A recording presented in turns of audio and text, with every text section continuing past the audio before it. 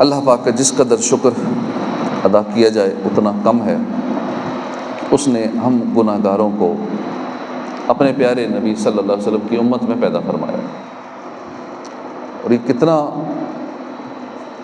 بڑا کرم ہے کہ ہمیں یہ نعمت بن مانگی ملی ہے۔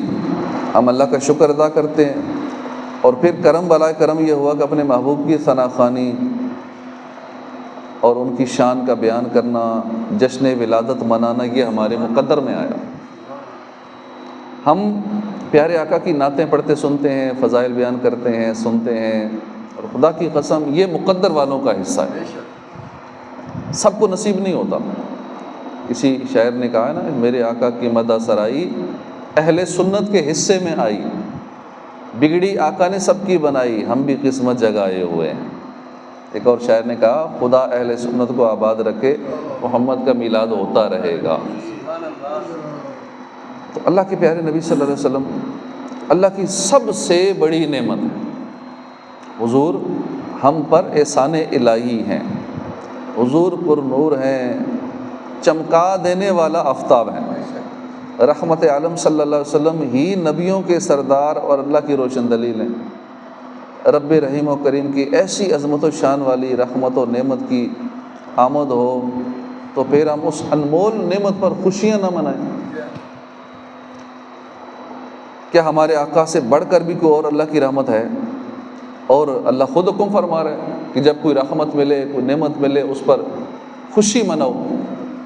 میلاد جو مناتے ہیں یہ اللہ کا حکم ہے، اس لیے مناتے ہیں۔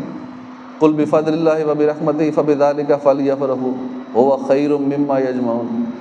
تم فرماؤ اللہ کے فضل اور اس کی رحمت پر ہی خوشی منانی چاہیے، یہ اس سے بہتر ہے جو وہ جمع کرتے ہیں۔ مفتی احمد یار خان اس آیت کے تحت فرماتے ہیں کہ بعض علماء نے فرمایا کہ اللہ کا فضل حضور ہیں اور اللہ کی رحمت قرآن کریم ہے۔ رب فرماتا ہے وَكَانَ فَضْلُ اللَّهِ عَلَيْكَ عَظِيمًا، اور آپ پر اللہ کا فضل بہت بڑا ہے۔ اور بعض نے فرمایا اللہ کا فضل قرآن اور رحمت حضور ہے۔ رب فرماتا ہے وَمَا أَرْسَلْنَاكَ إِلَّا رَحْمَةً لِّلْعَالَمِينَ، ہم نے تمہیں تمام جہانوں کے لیے رحمت بنا کر ہی بھیجا۔ مفتی صاحب مزید فرماتے ہیں معلوم ہو کہ قرآن مجید کے نزول کے مہینے یعنی رمضان میں اور حضور کی ولادت کے مہینے یعنی ربیع الاول میں خوشی منانا، عبادات کرنا بہتر ہے، کیونکہ رب کی رحمت ملنے پر خوشی کرنی چاہیے، اللہ کا حکم ہے۔ اور حضور تو رب کی اعلیٰ نعمت ہے، اور یہ خوشی رب کی نعمتوں کا شکریہ ہے۔ یعنی یہ خوشی منانا دنیا کی تمام نعمتوں سے بہتر ہے، کیونکہ یہ خوشی عبادت ہے جس کا ثواب بے حساب ہے۔ کیونکہ خوشی میں ہی چراغاں کر رہے ہیں، خوشی میں ہی لائٹنگ کر رہے ہیں، خوشی میں محفلیں سجا رہے ہیں، خوشی میں ہی خرچے کر رہے ہیں، لنگر پکا رہے ہیں، کھانے کھلا رہے ہیں، خوشی میں کر رہے ہیں، تو یہ سارے کام عبادت ہو گئے، کیونکہ اللہ کے حکم سے کر رہے ہیں۔ اللہ پاک 12-13 سورہ ابراہیم کی آیت نمبر 5 میں ارشاد فرماتا ہے وَذَكِّرْهُمْ بِأَيَّامِ اللَّهِ، اور انہیں اللہ کے دن یاد دلاؤ۔ حضرت ابی بن کعب تابعی بزرگ، حضرت امام مجاہد، حضرت قتادہ نے اس آیت مبارکہ میں موجود ایام اللہ یعنی اللہ کے دن کی تفسیر نعم اللہ یعنی اللہ کی نعمتوں سے کی ہے۔ یقیناً اللہ کی نعمتیں بے شمار ہیں، اور بے شمار نعمتوں میں سے ایک نعمت اللہ کے آخری نبی محمد عربی صلی اللہ علیہ وسلم کی ذات مبارکہ بھی ہے۔ چنانچہ حدیث پاک کی سب سے مشہور اور قابل اعتماد کتاب صحیح بخاری ہے، اس میں ہے کہ محمد صلی اللہ علیہ وسلم نعمت اللہ، یعنی محمد صلی اللہ علیہ وسلم اللہ کی نعمت ہیں۔ ہم کتنے خوش نصیب ہیں کہ اللہ پاک نے اپنی اس پیاری نعمت یعنی اپنے پیارے اور آخری نبی کا دامن کرم ہمیں عطا فرمایا اور ہمیں ان کی امت میں پیدا کیا۔ عاشق رسول کا دل تو کہتا ہے نا کہ حضور صرف نعمت ہی نہیں ہے، اللہ کی سب سے بڑی نعمت ہے۔ خدا کی قسم حضور کی تشریف آوری ہم پر اللہ کی سب سے بڑی نعمت ہے، اس نعمت کے مقابلے میں کوئی نعمت نہیں۔ جب سرکار اللہ کی نعمت ہیں، سب سے بڑی نعمت ہیں، اور نعمت ملنے پر اللہ کا حکم ہے خوشی کرو، تو پھر اللہ کے پیارے نبی صلی اللہ علیہ وسلم جس دن دنیا میں تشریف لائے اس دن ہم خوشی کیوں نہ منائیں؟ کوئی بھی عاشق رسول اس کا انکار نہیں کر سکتا۔ کیا سرکار نعمت نہیں ہے؟ کیا پیارے آقا صلی اللہ علیہ وسلم کا دنیا میں تشریف لانا نعمت نہیں ہے؟ قرآن میں موجود ہے وَعَمَّا بِنِعْمَتِ رَبِّكَ فَحَدِّثْ، اور اپنے رب کی نعمت کا چرچا کرو، خوب چرچا کرو، پتہ چلے سرکار آئے ہیں، کچھ اظہار ہونا چاہیے نا، گھر میں جھنڈے ہوں، لائٹنگ ہو، اور جو جائز طریقہ کار ہیں، پتہ چلے لوگوں کو، نعمت کا چرچا کرو، اظہار کرو، ظاہر کرو۔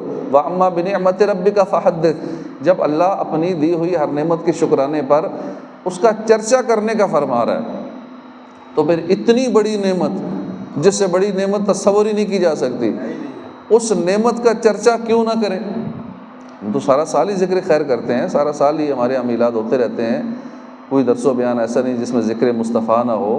تم بھی کر کے ان کا چرچا اپنے دل چمکاؤ، اونچے میں اونچا نبی کا جھنڈا گھر گھر میں لے رہو۔ تو اس بات کو دنیاوی مثال سے یوں سمجھیے کہ ہمارے یہاں بچہ پیدا ہوتا ہے، خوشی مناتے ہیں، ہمارا دل خوش ہوتا ہے، لوگ بھی مبارکباد دیتے ہیں، پھر ہر سال اس کی برتھ ڈے مناتے ہیں، کوئی کچھ نہیں بولتا کہ یہ کیوں مناتے ہو، شیطان بھی وسوسہ نہیں ڈالتا۔ لیکن جب ہم اپنے پیارے آقا کی برتھ ڈے مناتے ہیں، ولادت کی خوشی مناتے ہیں، جس سے ہم ایک خوبصورت لفظ جشن ولادت سے یاد کرتے ہیں، تو اس پر شیطان پھر بعض لوگوں کے کان میں آ کر بولتا ہے یہ کہاں سے ثابت ہے، کس نے منایا، کیا ہوا، کیسے ہوا۔ لہذا شیطانی وسوسوں میں نہیں آنا چاہیے۔ میلاد شریف کے ثبوت پر جو آیتیں ہیں انہیں لکھ کر میرے آقا اعلیٰ حضرت فتاوی رضویہ جلد 29 صفحہ نمبر 250 پر ارشاد فرماتے ہیں، اللہ کا کون سا دن اس نبی کریم صلی اللہ علیہ وسلم کے ظہور پر نور کی ولادت باسعادت، یعنی آپ کے پیدا ہونے کے دن سے بڑا دن ہے۔ تو بلا شبہ قرآن کریم ہمیں حکم دیتا ہے کہ نبی پاک کی ولادت اقدس پر خوشی کرو۔ کیا آپ کو پتہ ہے کہ پیارے آقا ہر پیر کو اپنا یوم ولادت مناتے تھے؟ اس طرح کہ ہر پیر کو حضور روزہ رکھتے تھے۔ آپ سے پوچھا گیا کہ آپ پیر کو روزہ رکھتے ہیں، کیوں رکھتے ہیں، کیا سبب ہے؟ حضور نے جو اسباب ارشاد فرمائے ان میں سے ایک سبب یہ بیان فرمایا، فیہ ولدتو، فیہ ولدتو، میں اس دن پیدا ہوا۔ اپنے پیدا ہونے کا میلاد سرکار ہر پیر کو مناتے تھے، اور آج بھی مدینے میں ہر پیر کو دسترخوان لگے ہوتے ہیں، لوگ روزہ رکھتے ہیں، وہ روٹین ایک جاری ہے روزہ رکھنے کی۔ تو عاشقان میلاد کو بھی چاہیے کہ 12 ربیع النور کو روزہ رکھ کے منائیں، آقا کی سنت پہ عمل کریں، اس یاد کو تازہ کریں۔ تو احسان، اللہ کا بڑا احسان ہے کہ اس نے ہمیں اپنے پیارے محبوب کا دامن کرم عطا فرمایا، اور اللہ رب العزت نے ہمیں بے شمار نعمتیں عطا فرمائیں، مگر کسی نعمت پر یہ نہیں فرمایا کہ میں نے احسان کیا۔ لیکن جب حضرت بی بی آمنہ کے لال کے دنیا میں تشریف لانے کی باری آئی تو فرمایا کہ اللہ نے مسلمانوں پر بہت بڑا احسان فرمایا کہ انہیں سب سے اپنا سب سے عظیم، سب سے زیادہ عزت والا، سب سے بڑی عظمت والا رسول عطا فرمایا۔ بارگاہ رسالت میں سلام عرض کرتے ہوئے میرے آقا اعلیٰ حضرت لکھتے ہیں، رب اعلیٰ کی نعمت پہ اعلیٰ درود، حق تعالیٰ کی منت پہ لاکھوں سلام۔ منت کہتے ہیں کسی بڑی نعمت کو، عظیم نعمت کو منت کہا جاتا ہے۔ حق تعالیٰ کی منت پہ، اللہ کی سب سے بڑی نعمت پہ لاکھوں سلام۔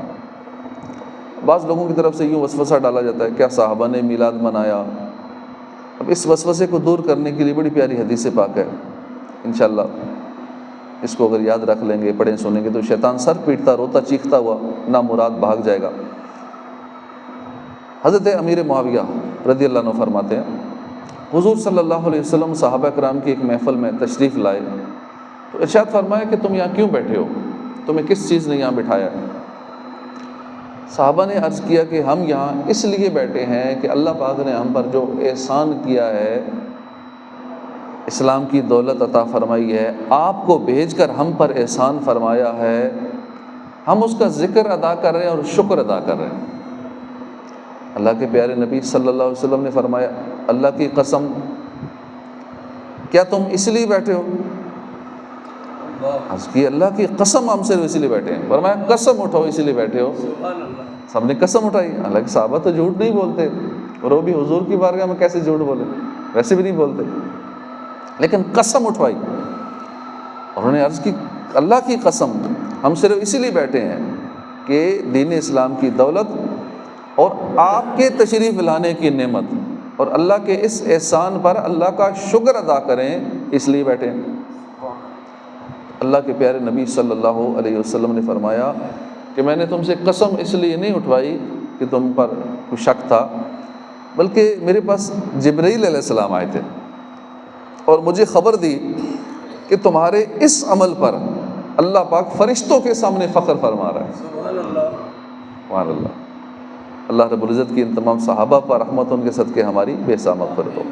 تو صحابہ کرام کیا کر رہے تھے کہ حضور کی تشریف آوری کی نعمتوں پر اللہ کا شکر ادا کر رہے تھے، اور اسلام کی صورت میں جو ہدایت ملی اس پر شکر ادا کر رہے تھے۔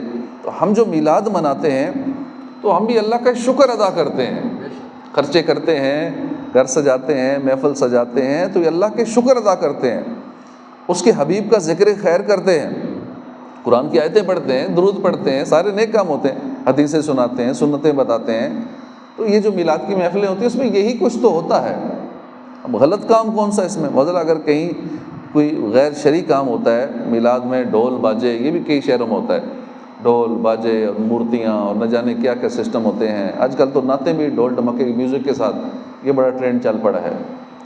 تو کچھ تو وہ ویسے آواز ایسی نکالتے ہیں گلے سے میوزک پیدا کرنے کی، اور کچھ ہیں باقاعدہ میوزک کے ساتھ نعتیں سوشل میڈیا پہ بڑی عام ہیں۔ تو وہ غلط ہے، جو غلط ہے وہ غلط ہے، باقی جو ٹھیک ہے وہ ٹھیک ہے۔ جب تلک یہ چاند تارے جل ملاتے جائیں گے، تب تلک جشن ولادت ہم مناتے جائیں گے۔ نور والا آیا ہے، نور لے کر آیا ہے، سارے عالم میں یہ دیکھو کیسا نور چھایا۔ الحمدللہ آقا کی محبت ہماری گھٹی میں، اور ربیع الاول شریف کا چاند دیکھ کر مزید تازہ ہو جاتی ہے۔ اس مہینے میں رحمتوں کی چمچم برسات ہونے لگتی ہے۔ ذہن بنا لیجئے، دنیا ادھر کی ادھر ہو جائے، ہمارے دل سے کبھی جشن ولادت نہیں نکلے گا، بلکہ ہماری زبان پر نعتیں جاری ہوتی رہیں گی، اپنی نسلوں کو بھی اس کی ترغیب دلاتے رہیں گے، اور منانا جشن میلاد النبی ہرگز نہ چھوڑیں گے، جلوس پاک میں جانا کبھی ہرگز نہ چھوڑیں گے۔ آمد مصطفیٰ کی خاص برکت ہے۔ قرآن کریم کی خدمت میں عرض کرتے ہیں کہ اے اللہ کے سچے کلام، تو ہی ہمیں ارشاد فرما، ہمارے محبوب کی تشریف آوری کی خاص برکت کیا ہے؟ تو اللہ پاک ارشاد فرماتا ہے وَمَا كَانَ اللَّهُ لِيُعَذِّبَهُمْ وَأَنْتَ فِيهِمْ، اور اللہ کی یہ شان نہیں کہ انہیں عذاب دے جب تک اے حبیب تم ان میں تشریف فرماؤ۔ خدا کی قسم بہت بڑی نعمت ہے۔ ہمارے پیارے آقا کے ظاہری طور پر دنیا میں تشریف لانے سے پہلے پوری قومیں نافرمانیوں کی وجہ سے تباہ ہو گئیں۔ جو گناہ کرتا تھا عذاب نازل ہوتا تھا، تباہ و برباد ہو جاتا تھا۔ کسی کو ڈبو دیا گیا، کسی کو کسی اور وجہ سے تباہ کر دیا گیا، کسی کو زمین میں دنسا دیا گیا، کسی پر آسمان سے پتھراؤ ہوا۔ افسوس، آج گناہوں کی جہاں تک بات کریں تو کفر و شرک کے علاوہ تقریباً سارے گناہ پائے جاتے ہیں، اور پھر بھی زمین ہمیں چلنے دے رہی ہے، آسمان ہم پر پھٹ نہیں رہا، ہم پر پتھراؤ نہیں ہو رہا، سارے ڈوب کر ہلاک نہیں ہو رہے۔ یہ پیارے آقا کے ہم میں تشریف فرما ہونے کی دلیل ہے کہ سرکار ہم میں تشریف فرما ہیں، اس لیے سب ہلاک نہیں ہو رہے۔ اللہ کی رحمت کی کیا بات ہے۔ اس آیت مبارکہ کے تحت مفتی احمد یار خان فرماتے ہیں کہ اس آیت کریمہ سے چند فائدے حاصل ہوئے۔ پہلا فائدہ انت فیہم، یعنی آپ ان میں تشریف فرمائیں، کہ حضور دنیا کے لیے اللہ کی رحمت ہے، اللہ کی پناہ ہے، اللہ کی امان ہے، کہ حضور کی وجہ سے دنیا میں عام عذابات الہی نہیں آتے۔ مزید فرماتے ہیں دیکھو جن گناہوں کی وجہ سے گزشتہ قوموں پر عذاب آئے وہ سب گناہ بلکہ ان سے زیادہ گناہ آج ہو رہے ہیں۔ بدکاری گلی محلوں میں، تعلیمی اداروں میں، دیگر اداروں میں، اسپتالوں میں، کہاں یہ گناہوں کے اڈے نہیں ہیں؟ بدکاری کے اڈے کس محکمے میں، کس محلے میں، کس علاقے میں نئی بدکاری، اور یہ سارے گناہ نہیں ہو رہے بلکہ زیادہ ہو رہے ہیں پہلے سے، مگر آسمانی عذاب نہیں آتے۔ کیوں؟ صرف حضور کی موجودگی کی وجہ سے کہ یہ ہم میں تشریف فرما ہے۔ دوسرا فائدہ حضور پردہ فرمانے، یعنی وفات شریف کے بعد بھی ہم میں موجود ہیں، یہ نہیں کہ اب چلے گئے، اب بھی ہیں، تشریف فرما ہیں، موجود ہیں۔ حضور کا فیضان آپ صلی اللہ علیہ وسلم کی وفات سے بند نہیں ہوا۔ اگر حضور ہم میں ایک آن کے لیے بھی نہ رہیں، یعنی ایک سیکنڈ کے لیے بھی حضور نہ رہیں، تو عذاب الہی آ جائے۔ ہم صرف حضور کی وجہ سے، آپ کی برکت سے عذاب سے بچے ہوئے ہیں۔ رب فرماتا ہے وَمَا أَرْسَلْنَاكَ إِلَّا رَحْمَةً لِلْعَالَمِينَ، ہم نے تمہیں تمام جہانوں کے لیے رحمت بنا کر بھیجا۔ تو آپ رحمت للعالمین ہیں، اور رحمت ہم سے قریب ہے۔ درود ہو اس پر جس کا وجود باوجود سراپا رحمت ہے۔ تیسرا فائدہ، حضور کی ذات ببرکات دنیا میں کفار کے لیے بھی رحمت ہے کہ وہ حضور کی وجہ سے امن میں ہے۔ پھر مسلمانوں پر رحمت رسول کا کیا پوچھنا۔ سرکار کے ظاہری طور پر دنیا میں تشریف لانے کے بعد سے واقعی غیر مسلموں پر بھی اجتماعی عذاب نہیں آیا۔ پہلے پوری پوری قومیں تباہ ہو جاتی تھی، نام و نشان مٹ جاتا تھا، جس کے دلائل قرآن و حدیث میں موجود ہیں، تاریخی آثار بھی دنیا میں اب بھی موجود ہیں۔ جو قومیں تباہ ہوئی ہیں وہ ایسے ترقی یافتہ تھے، اتنے پاورفل لوگ تھے کہ پتھروں کو تلاش کے، پہاڑوں کو تلاش کے، پہاڑوں کے اندر محلات بنا لیا کرتے تھے، بڑے بڑے مکان بناتے تھے۔ ایسے ایسے مکان بنائے جو آج بھی قائم ہیں۔ اس وقت تو سائنس کا نام و نشان بھی نہیں تھا، نہ ایسی ٹیکنالوجی تھی جو آج ہے۔ حالانکہ سائنس کی ترقی کے بعد اب جو مکان کنکریٹ کے بن رہے ہیں، جنہیں ہم پکا سمجھتے ہیں، ان کی اتنی لائف نہیں ہوتی جتنی لائف وہ قومیں بنا گئیں، مکان پہاڑوں کے اندر بنا گئیں۔ ایسے گرمیوں میں ٹھنڈے، سردیوں میں گرم، ایسے انہوں نے سسٹم بنائے، اتنی طاقتور قومیں تھیں۔ تو کفر کیا، سرکشی کی، نبی کی بات نہیں مانی، تباہ کر دیے گئے۔ آج کے غیر مسلم بھی سوچیں کہ 1400-1500 سال سے ایسا عذاب نہیں آیا کہ روئے زمین سے غیر مسلم سارے ختم ہو جائیں۔ ایسا کیوں نہیں ہو رہا؟ اگر کوئی سوچے، دل سے غور کرے، تو حضور کی برکت کا قائل ہو جائے، قرآن کا قائل ہو جائے، کیونکہ قرآن کریم نے فرما دیا کہ جب تک آپ موجود ہیں ان پر اجتماعی عذاب نہیں آئے گا، کچھ نہیں ہوگا۔ تو واقعی قرآن کریم بڑی عظمتوں والا ہے۔ آدمی جتنا اس پہ غور کرے، ڈیپ اس میں جائے، جتنی گہرائی میں جائے، غور کرے، تو اسے یہ ساری باتیں واضح ہو جائیں گی۔ تو اللہ پاک عمل کی توفیق عطا فرمائے۔ تو ہمیں جو علماء فرمائے وہی ماننا چاہیے، اپنی عقل کے گھوڑے نہ دوڑائیں۔ جو عالم دین ہوگا، علم کو سمجھتا ہوگا، تو وہ ان باتوں کی تائید کرے گا۔ جو واقعی ایسا ہی ہے۔ آج کل جو طرح طرح کے پروفیسرز، لیکچرار مختلف چینل پہ آتے ہیں، سوشل میڈیا پہ گمراہیوں کے گڑھے کھود کھود کر امت کو ان میں دھکیل رہے ہیں، لہٰذا کسی کی بھی نہیں سننی چاہیے۔ صرف علماء اہل سنت کی سنیں، اہل حق علماء کی سنیں، اور اعلیٰ حضرت امام احمد رضا خان کے پیچھے چلنے والے علماء کی سنیں۔ تو اللہ پاک ہمیں عمل کی توفیق عطا فرمائے، آمین، بجاہ نبی الامین صلی اللہ علیہ وآلہ وسلم۔